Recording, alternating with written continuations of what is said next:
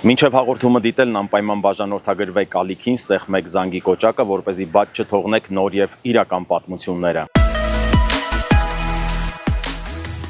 Ողջույն, այսօր հետաքրքիր դեպք կպատմեմ օպերային արվեստի մեծագույն հայ վարպետ, սոպրանո Հայաստանի սոխակ Գոհար Գասպարյանի կյանքից։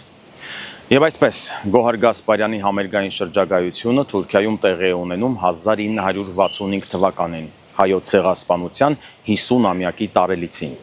Սկզբում երգչուհին կտրականապես հրաժարվում է մեկնել, սակայն նրան համոզում է ամենայն հայոց կաթողիկոս Վազգեն Առաջինը, բացատրելով, որ նա մեկնում է որպես հայ մշակույթի դեսպան, տեղի հայ համայնքին ուժ տալու համար։ Մոսկվան պահանջում է երգացանկից հանել աքսորի և կարոտի խորհրդանիշ Կոմիտասի կռունկը։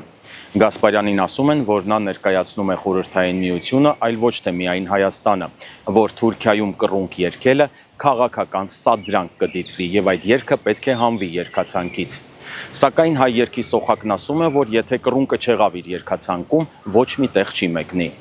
Իր ծրագիրն ինքն է որոշում, իսկ Կոմիտասն իր ժողովրդի հոգին է։ Կամ մեկնում է իր ծրագրով, կամ համերգները չեղարկվում են։ Համերգներից հետո նախագահ Ջեմալ Գյուլսերի կազմակերպած պաշտոնական ճաշկերույթի ժամանակ կռունկի կատարումն այնքան է ցնցում ներկաներին, որ թուրք բարձրաստիճան պաշտոնյաներից մեկը ըստ որոշ աղբյուրների արտգործնախարարության ներկայացուցիչը մոտենում է երգչուհուն եւ ասում.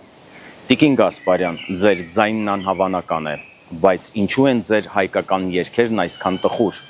ինչու է դրանց մեջ այսքան ցավ ու կսկիծ»։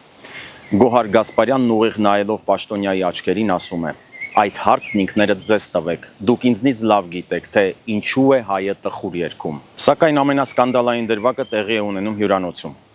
Թուրքիայի կառավարության կողմից երգչուհուն ծաղկեփունջ են բերում եւ ասում, որ ըստ ընդունված կարգի պատվավոր հյուրերը պաշտոնական այցի շրջանակում ծաղիկներ են խոնարհում հանրապետության հիմնադիր Քեմալ Աթաթուրքի դամբարանին։ Երգչուհուն նաև տեղեկացնում են, որ մեքենան արդեն սպասում է։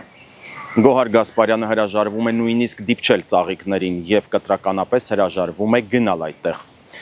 «Ինձ չի հետաքրքրում ձեր արարողակարգը, այդ մարդը սրի է քաշել իմ նախնիների 3 սերունդներին։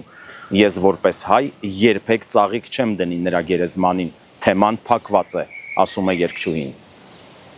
Թուրքիայի կառավարությունն անմիջապես բողոքում է Մոսկվային եւ պահանջում, որ երգչուհուն այլևս Թուրքիա չուղարկեն։